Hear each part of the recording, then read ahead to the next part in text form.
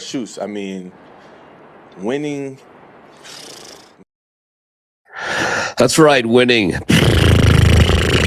What's up, it's your boy DMac. Coach Sanford will be along here in just a little bit. 16-3 the final. I'm a little under the weather here, so your comments are appreciated. If my eyes are tending to go a little bit up here, it's only because they're going to announce the matchup, and here we go. So it'll be the Broncos. Okay. All right. So it'll be the Bills and the Broncos Saturday at 2:30.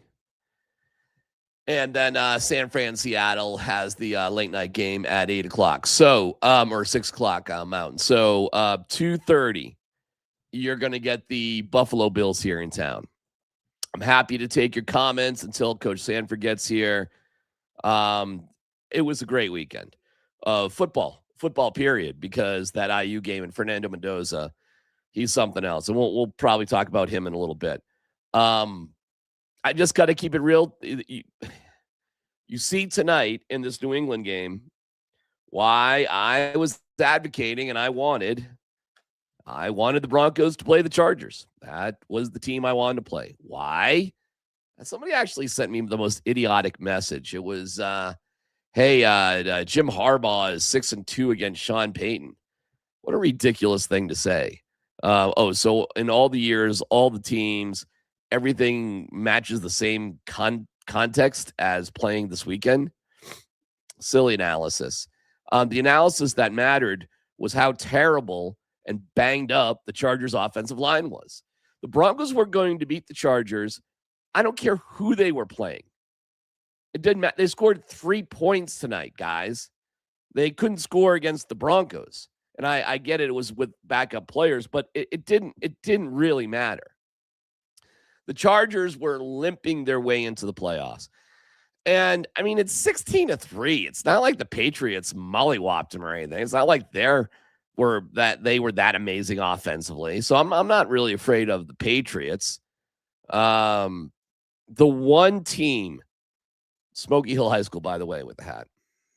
Smoky Hill, proud Buff. Even though I live in Lone Tree now, proud Buff. I'm terrified of the Bills. I'm not trying to rain on anybody's parade. I'm not trying to be a bummer here. They are the only team of destiny that's left in this playoffs. Broncos aren't a team of destiny. Not yet. No. Patriots and the Broncos are in the same exact boat. New coach, new quarterback, very exciting, and likely will be good for a long time, which is awesome, but not a team of destiny. Steelers, definitely not a team of destiny. And Houston's probably going to be a boring 17-14, something like that game. And if Aaron Rodgers wins, it won't be surprising. And that means the Patriots will they'll kill the Steelers. They'll beat the Texans. And the best that we can hope for is the Broncos and the Patriots here. Coach Sanford is joining us now. Coach, I like I said, I'm not trying to be a Debbie Downer here. And I there were some people at the radio station who were like, "Oh, I'm so afraid of the Chargers," and I was like, "That was me." All right, I just called you 6-1 in real matchups between Jim Harbaugh and Sean Payton in their career. Yeah, but I just spent time at the beginning of the podcast saying that that's the dumbest stat to cite. Styles make fights. Strategic. Did you watch the 3 games that they've played in the last 2 years? Bonex starting against Justin Herbert. Context matters. Injuries matter. No, they're banged up. I mean, they are banged up. Injuries in present tense matters so much more than the past. It's not even funny. But I also think that the way that New England's front plays, they're like, New England's a terrible matchup right now for a banged up Chargers team. That's what I tell you. So stylistically, Mike Vrabel, he's about the only guy that can out meathead Jim Harbaugh as a head football coach. And that's I know it sounds crazy, but that was my biggest concern is Justin Herbert plays well against the Broncos. He does. Yeah. Now you can just say that he's terrible in the playoffs, period, which he was. He is terrible in the playoffs. He was battered. He was a battered. Yes, and this is why if the Broncos got to the Chargers, it would have been a result it probably would have been exactly like this. This result that the Patriots put on the Chargers wasn't a whole heck of a lot different than when the Broncos played the Chargers. It's virtually the same. And that's all the Chargers can muster right now. Mm-hmm. But, I mean, they didn't really get close, so whatever. No, that was a bloodbath. That was dominant. That was a dominant win for New England. Yeah. Great NFL weekend. What's your initial take on the matchup with the Bills and the Broncos? Excited.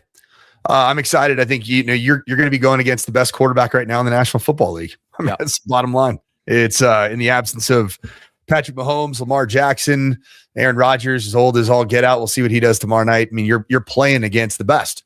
And if you want to go win a Super Bowl, you want to have a path to the AFC Championship game. Awesome. You get to host them.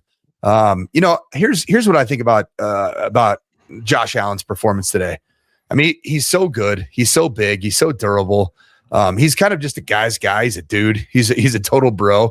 I just don't know yet that he is truly that guy. Now he can prove it.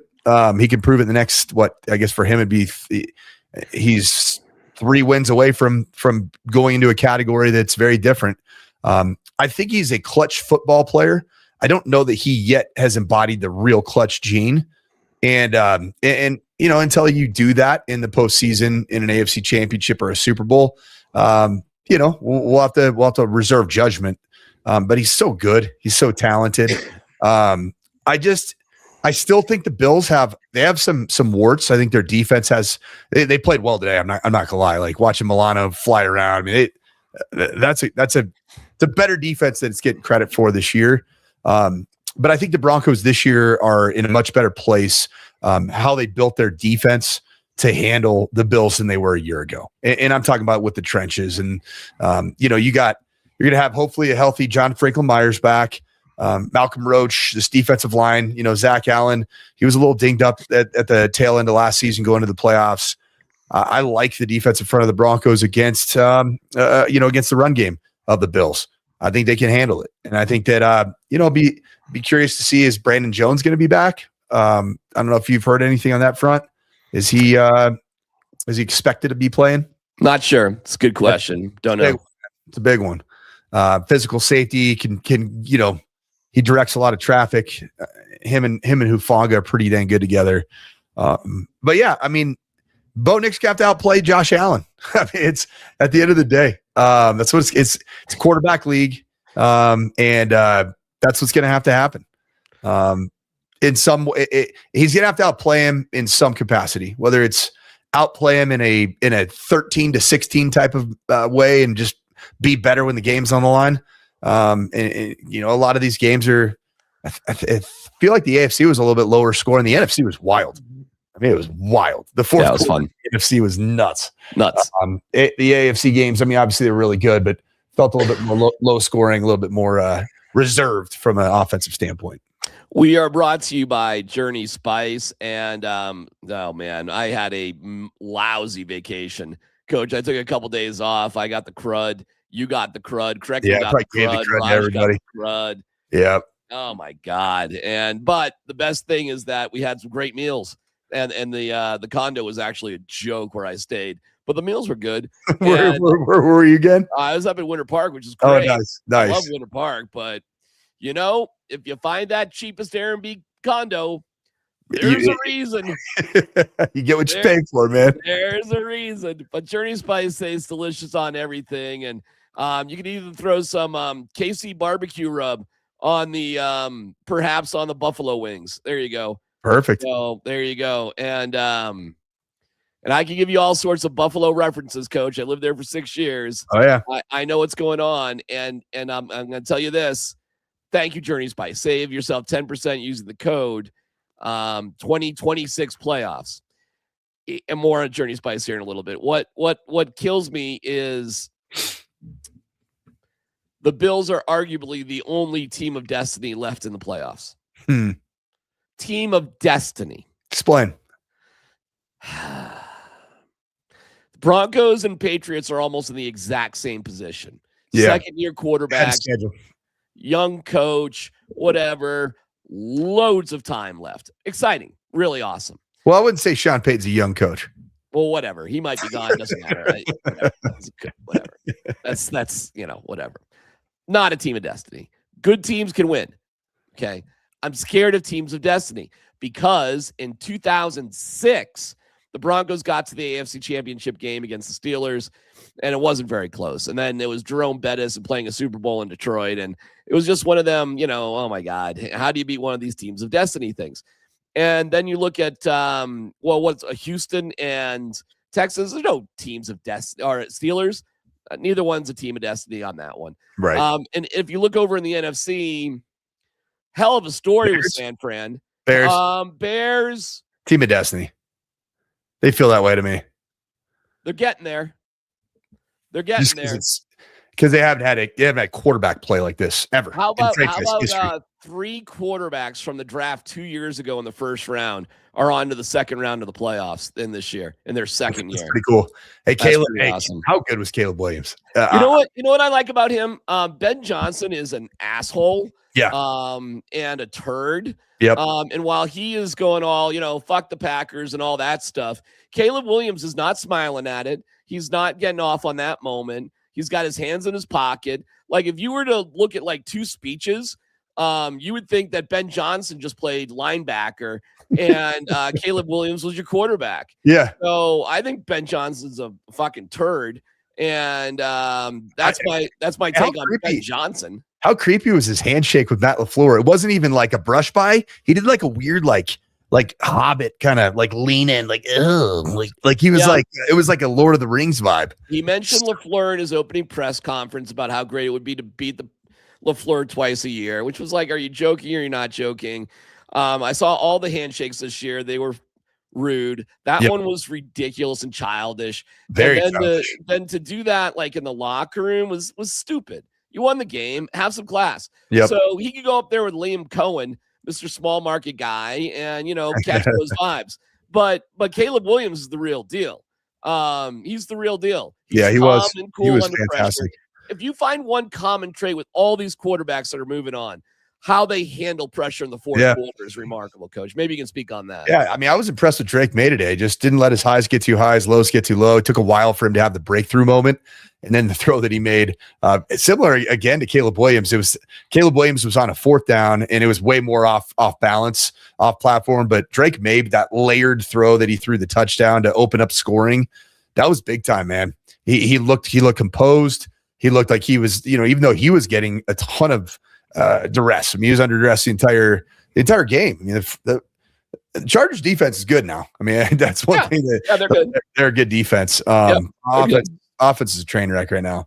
And that's why I wanted to play the Chargers. Yeah. Then after that, I would have loved to play the Steelers. Are you kidding me? That would have been number 1. Yeah, that actually you're right about that. That would have been number 1. Houston, I was like, okay, but I was like tough, but I like it. We can do that. This Bills team, Coach, and I'm sorry that I didn't finish my point on the team of destiny thing. It's a weird combination, bro. When you play teams that are like that, when they have history on their side as well as great players that have played in every hostile environment you can imagine. Now I'll talk a little bit about history. Talk about history is a guy who's played in multiple AFC championships games on the biggest of stages, outside in terrible weather, and is an MVP. Okay. Yeah. That's terrifying. The only thing that might go the Broncos' way is perhaps, I don't know, Matt Prater's hamstring is not going to be so great. And Brandon McManus doesn't. I mean, that'll be his last game with the Packers, won't it? I mean, it might be his last NFL game, period. I think we just saw it. Can't have it in the Jags kicker. Little missed a big kick. Got a little big for his britches, didn't he? A little bit. Yep. Little bit. Small market guy trying to act like a big market guy. Small market guy. Hey, you know what I will say? So teams that have, in my opinion, had weird quirks of just the matchup I didn't like with the Broncos versus them. Yeah. The good news is, just my own eye, the way I evaluated it, I think the two teams that the Broncos strangely don't match up well with are out of the playoff. Okay. And I thought that was Jacksonville. Right. I did not like the Broncos matchup against Jacksonville. Did not like it. I didn't. And however, like, I think a lot of these matchups are different. I think there's different things that go into, like, Trevor Lawrence likes seeing man coverage. He saw a ton of zone coverage today against Buffalo, and he does not do great against it. That'll be interesting because Buffalo runs a ton of zone coverage. Bo Nix has struggled a little bit this year against zone coverage. Yeah, that's been his Achilles heel, has been against the Chargers, predominantly a 4 or 5 man pressure team that gives a lot of various looks but plays a ton of zone. There's I would say they're not the same scheme as the Jesse Minter, Vic Fangio, kind of that whole. They're a little bit different, but they all have some similarities. Mike McDonald's in that same tree. They all touch Michigan and Harbaugh at some point.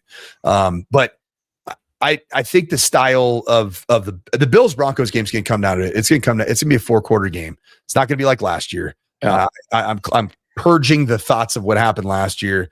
Broncos were nowhere near ready for that moment yet. And they also, I think they didn't stumble their way into the playoffs, but they were a banged up football team. You just got to rest. You got 13 days. It looks like it's going to be a Saturday kickoff, is what I'm hearing. Yes. Yeah. Saturday afternoon. Is that right? It's Saturday at 2:30. Yes. 2:30. That's pretty. Saturday 2:30 in Power Field. How many times have we done that so far? Feels like I'm good with it.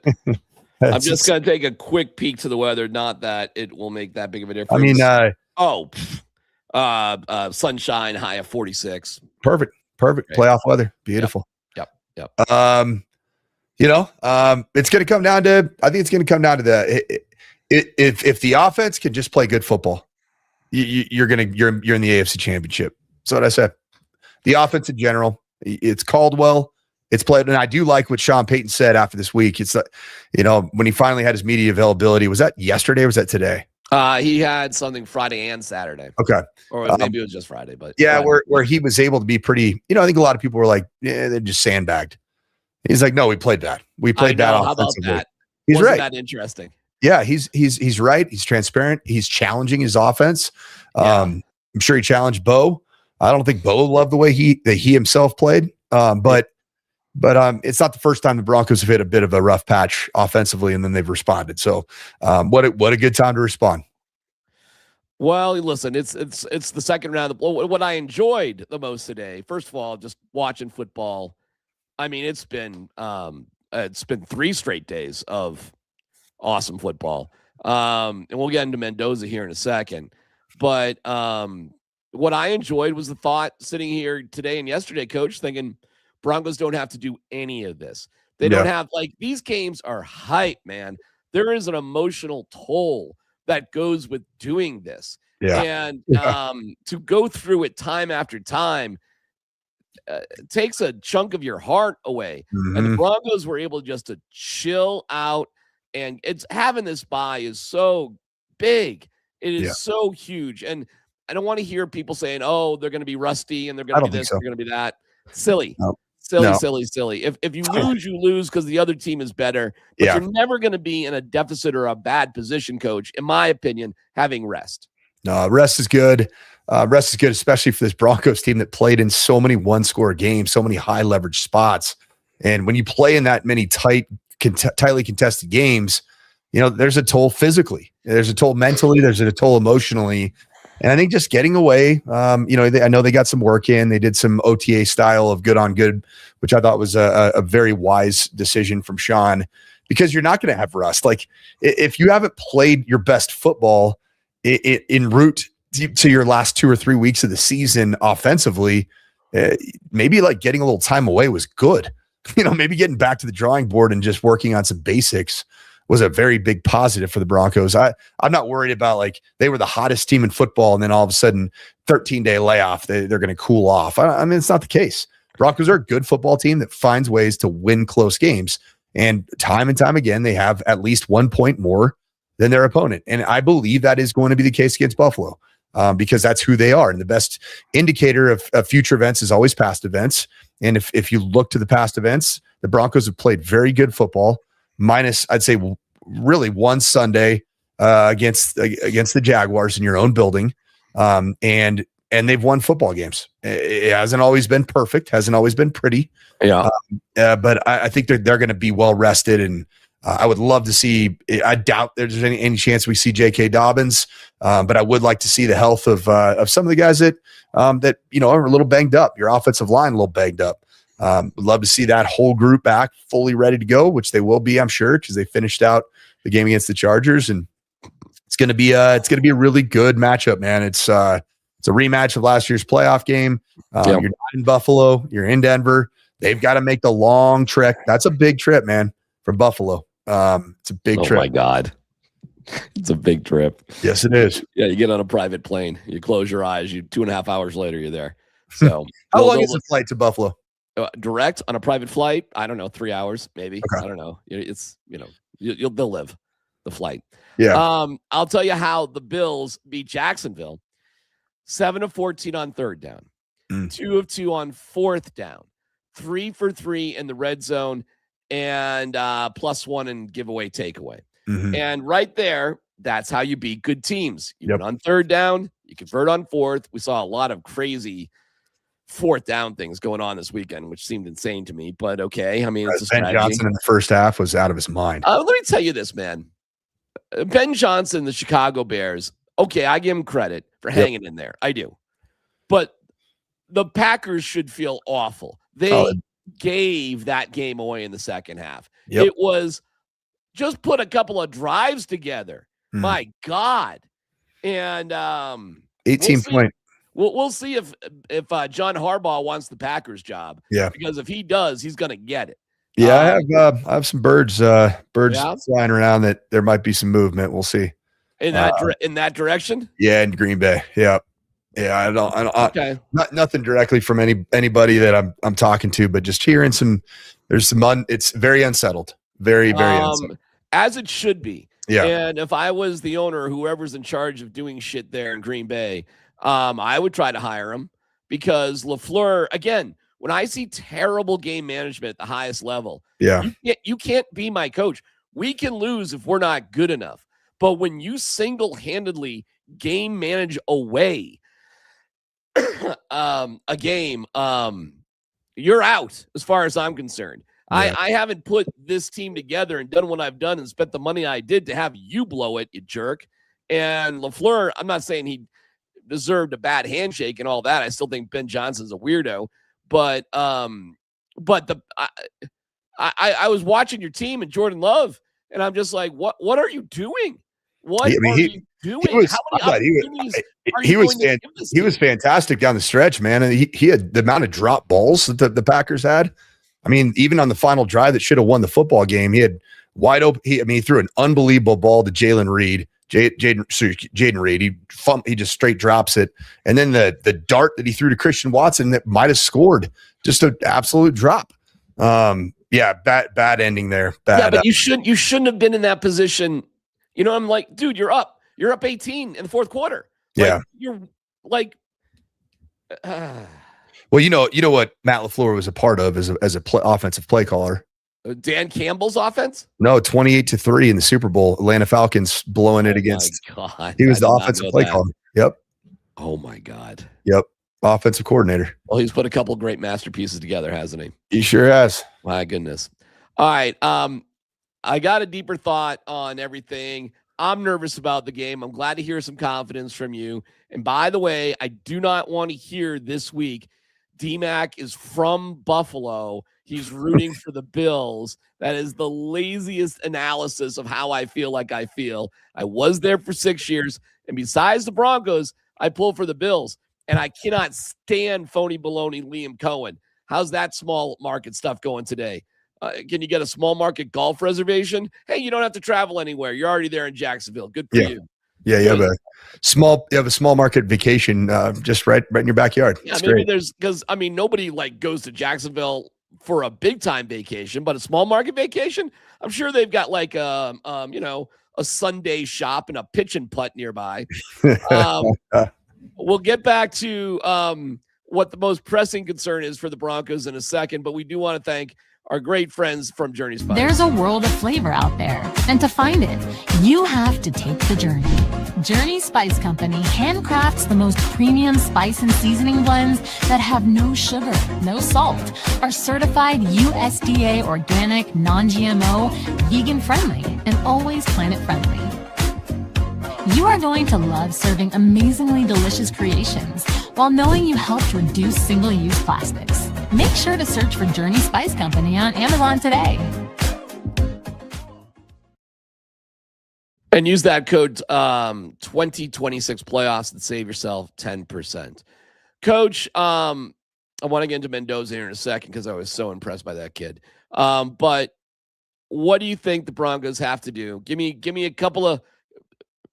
This is it. This is our first impression. We know it. We're reacting to this, and we'll have much deeper analysis as we go on. But your initial impressions of how the Broncos beat the Bills.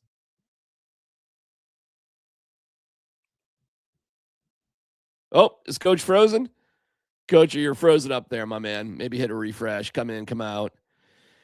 Refresh that machine, my man. Coach is frozen. So hopefully we got Coach here in a second. We can take some comments here.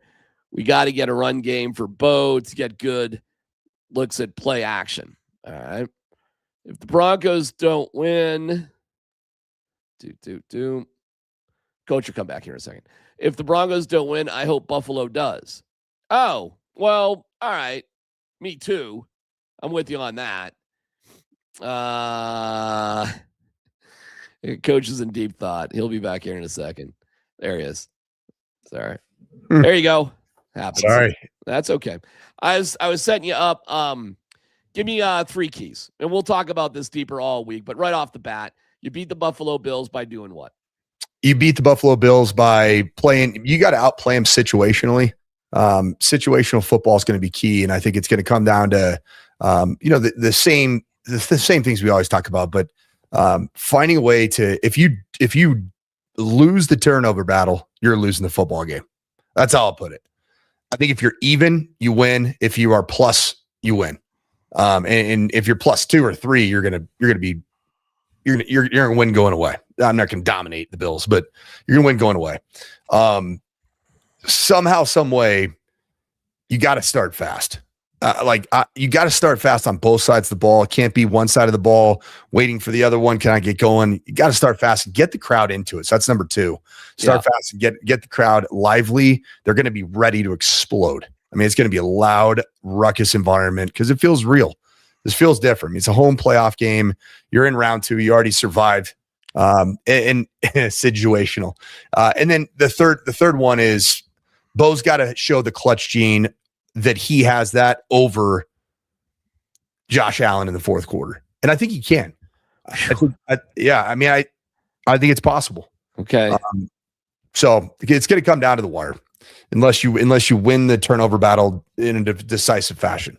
Well, they haven't done that all year, but no. I'm nervous. I've been pretty confident about the Broncos all year, Coacher. And I had hesitation about Jacksonville. I did. Mm-hmm. We went back and forth on that. Yep. And I got some massive hesitation here about the Buffalo Bills. But listen, it's not a time to be, Eeyore and the sky has fallen and all that. It's time to be pumped. And you want to win it all? You got to beat some good teams and some great quarterbacks. And I do think this is the toughest test the Broncos could possibly have. I think the winner of this game wins the Super Bowl. How's that for a hot take? Yeah, I think the 49ers are, I don't know what to say about them. I think the Packers gifted the Bears.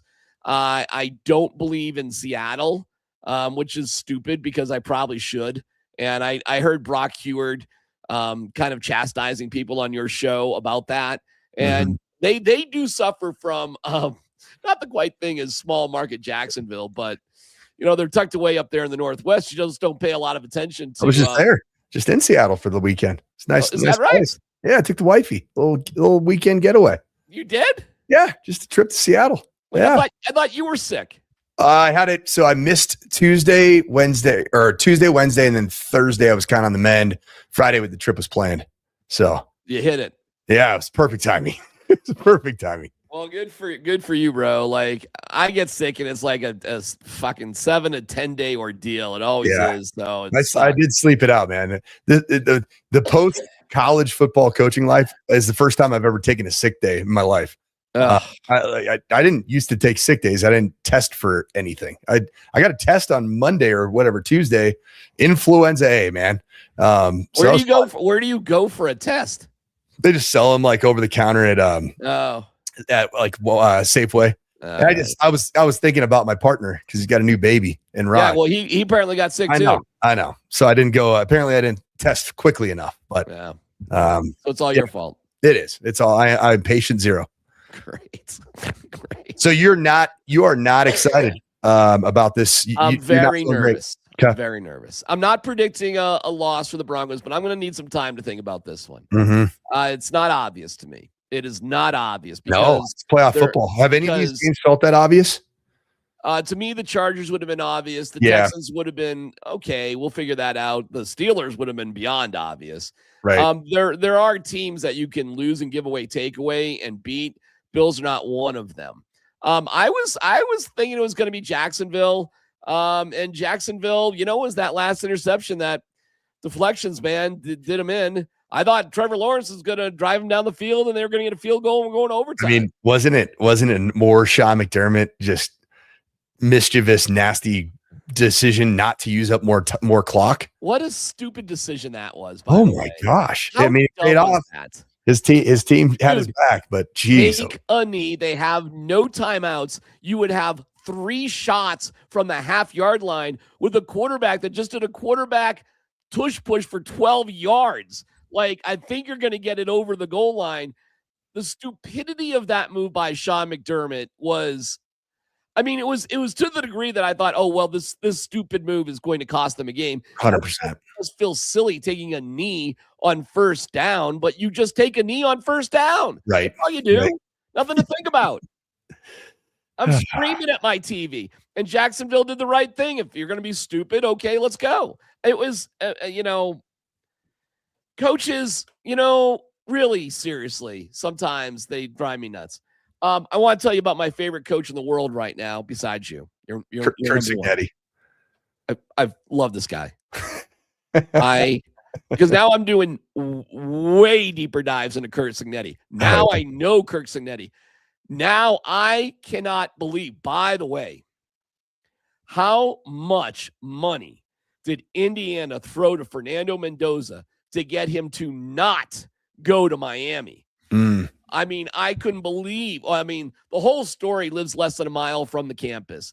His dad is played with Cristobal, right? He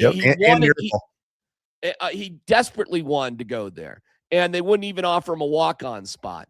He spends 3 years at Cal, and then he does get recruited by Miami. Mm-hmm. But Signetti comes over, and listen, Indiana had a really good year last year, so easier to sell him. But still, how much did you give this kid?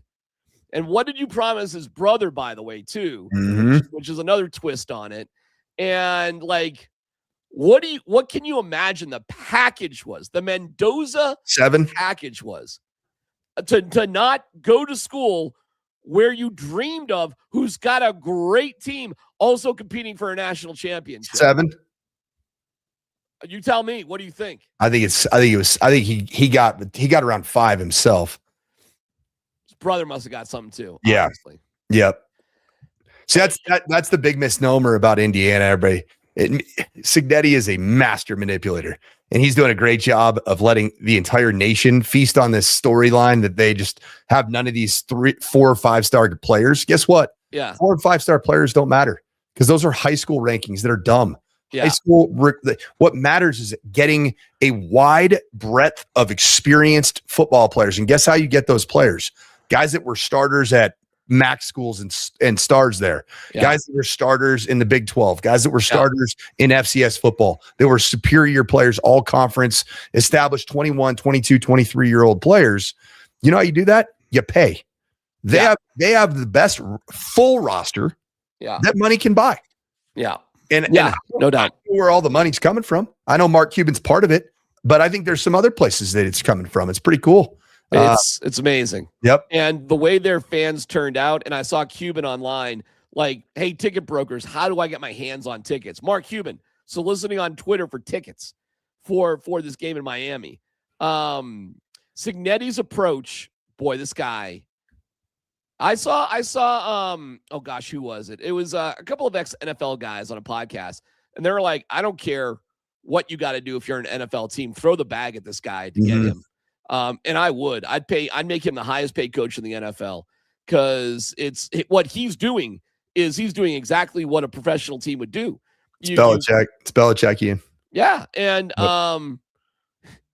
and then did you see Mendoza share a tweet or a text that he had back and forth with his coach? Like, hey coach, this is what everybody says we look like. And it's like, from the movie Up, like the fat little kid bouncing up and down, and then the guy that looks like Vic Lombardi, all grumpy. And Cignetti's text back to him was like, shut the fuck up. Never send me anything like this again. We got a game next week. And he's like, okay, coach. And but it's not just that. It's he's a master game maker, motivator, and experience-wise, the guy is freaking believable, and he's already bought into what it takes to truly win. And what you do is you break the bank on it. The days are done when any of these major programs is ever going to look at a freshman quarterback. No. They're going to let other people develop them. Yep. And they're going to bring them in their junior and senior year. Don't you think? Agreed. Yeah, that's what we're looking at in real time. There's no doubt. Why would you ever play an 18 or a 19-year-old kid in a major college football program? Hey, look at Carson Beck. He's in his 19th season of college football. He's in the national championship. Fernando Mendoza, in his fifth year of college football. Trinidad Chambliss is gonna sue the NCAA to get his 57th year. That's awesome. in college football. So I guess I'm bringing this up. Because you got to make hay, Broncos, while you can. I cannot think. Well, it was obvious for Joe Burrow to go to the Bengals. It was obvious for Trevor Lawrence to go to the Panthers. This is right up there. And when they put the side-by-side stats of Mendoza against Burrow, I was blown away that Mendoza outpaces what was considered the best college football season of all time. And when you look at his accuracy and his size, oh my God, the fact that this guy in the two biggest games of his life has more touchdown passes than incompletions is mind-boggling. And that's against arguably NFL rosters. No doubt. I mean, by the way, Mike, Georgia roster, unbelievable. And these are the hardest throws. These are the 20-yard outs. These are the timing patterns. This guy's got it all. Excuse me, the Alabama roster. Sorry. But what is Mendoza lacking? What? Nothing. He's brilliant too. He's Andrew Luck, but I think he's Andrew Luck with the long game. I don't think Andrew Luck was ever going to be a guy that was built for the long game. I think this guy is just enough in that spectrum conversation to want to play football for about 15 years. Let me give you my hot take. The last place team in the AFC West next year, Kansas City Chiefs. Raiders are going to be something different now. They got to get the head coach right.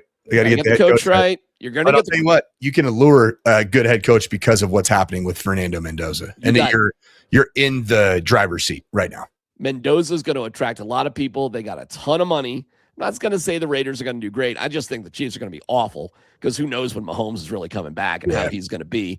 Why would Kelsey keep playing? No, not Andy for an Oladokin. You don't want an Oladokin hospital ball. Andy Reid's going to have some serious deep thoughts in the mirror. I mean, I don't know, man. That's my hot take today.